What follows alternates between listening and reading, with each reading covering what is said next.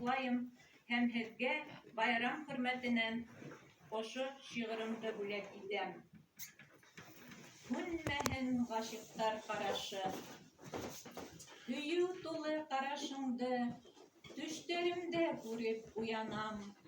Төштә, бары төштә генә һөйөү хистәренә ҡойонам. Һине уйлап төндәр буйы хыял бишегендә бәүеләм. Яндарыңа киләм, иркәләйем, һөйәм, ирендәреңдән үбәм. Һинең нурлы ҡараштарың мине илертә. Йыһан киңлегендә әйләнәбеҙ, йәнем, беҙ күктә. Мөхәббәтле ҡараштар өнһөҙ генә серләшә.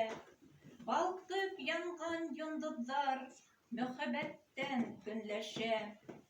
Һөйөү тулы ҡараштарҙа йәшлектең осҡоно. Йөрәктәрҙә мәңге һүнмәҫ мөхәббәт ялҡыны. Бәхетле мин, рәхмәтлемен, эй Хоҙайым, көслө һөйөү хистәреңә.